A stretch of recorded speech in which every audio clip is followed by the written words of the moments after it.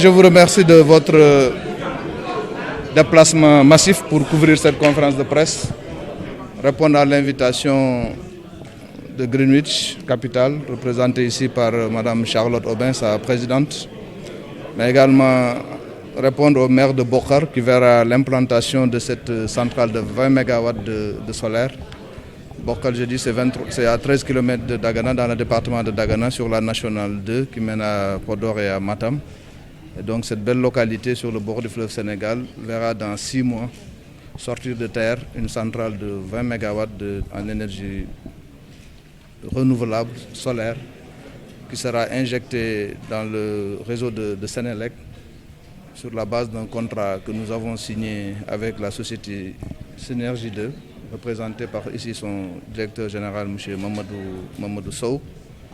Et sur 20 ans, ce contrat d'énergie permettra de fournir de l'électricité à au moins 200 000 abonnés de Sénélec.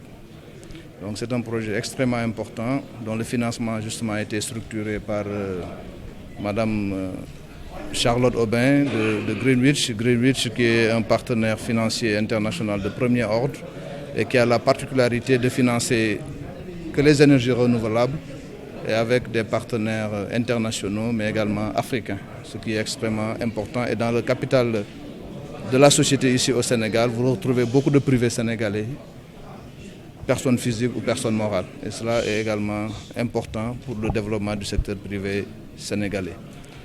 L'énergie est à la base du développement, nous l'avons dit et répété. Et dans le long cheminement, parfois difficile du Sénégal, dans sa longue marche vers le développement, la question énergétique a été souvent soulevée. Et nous sommes en passe aujourd'hui de relever ce défi grâce aux efforts qui ont été faits, grâce à la vision qui a été clairement affirmée par M. le Président de la République Macky Sall, grâce au document du plan Sénégal émergent qui a été un programme savamment préparé et mené de main de maître, ce qui permet aujourd'hui dans le volet énergétique, rien que sur une année, comme je l'ai dit aujourd'hui, de pouvoir mettre en service en 2016 250 MW dans le réseau de Sénélec.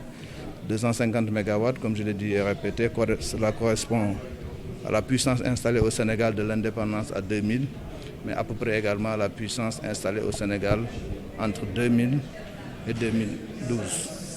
Donc sur une année, 250 MW vont être installés, qui viennent s'ajouter aux 60 qui étaient déjà installés en 2013, et donc ce qui augure d'un avenir radieux pour le secteur énergétique, à condition que nous redoublions d'efforts pour mieux gérer nos problèmes de réseau qui perturbent souvent la distribution et donc la satisfaction des clients. Donc on soutient la cherté de la facture ici au Sénégal. Est-ce qu'il y aurait des répercussions par rapport à cette situation? Justement, tous les programmes qui sont déroulés au niveau de la production comme des réseaux concourent à améliorer le service et à baisser le coût. Nous y arriverons probablement dans des délais que les pouvoirs publics fixeront. Mais tout l'objectif de Sénélec aujourd'hui est tourné vers cela. Rendre l'énergie disponible et vendre l'électricité à un coût supportable pour les ménages et surtout supportable pour les entreprises sénégalaises.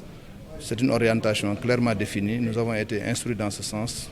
Maintenant, il faut y travailler. Nous y sommes. Nous sommes en tout cas sur la très très bonne voie. Nous reconnaissons que le coût est encore élevé. Mais les Sénégalais veulent d'abord la disponibilité. Le combat pour la disponibilité est en train d'être gagné.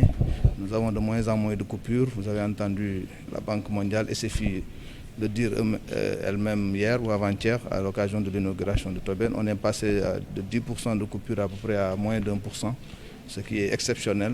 Donc les efforts doivent continuer à être faits pour arriver à un niveau proche de zéro. Mais après seulement, nous pourrons adresser correctement le problème du coût. Sénégalais yaakaar naa suñu amee énergie ba pare suñ ko amee duñu wax dara ñu doog a waxu njëg bi mais duñuy wax d'abord nun ko am ba pare. Donc c'est à peu près ça le propos et donc nous y travaillons et nous avons de bonnes chances d'y arriver. Leral.net, s'informer en temps réel. Site d'information exclusive numéro 1, www.leral.net. Un nouveau look de Leral.net, une valeur sûre du journalisme en ligne. 12 journalistes, des reporters sur le terrain, dont des anciens éléments, des renseignements généraux pour les investigations, des enquêtes fouillées, des reportages chocs et une rubrique People riche en infos, sans oublier la Web TV. Leral.net, s'informer en temps réel.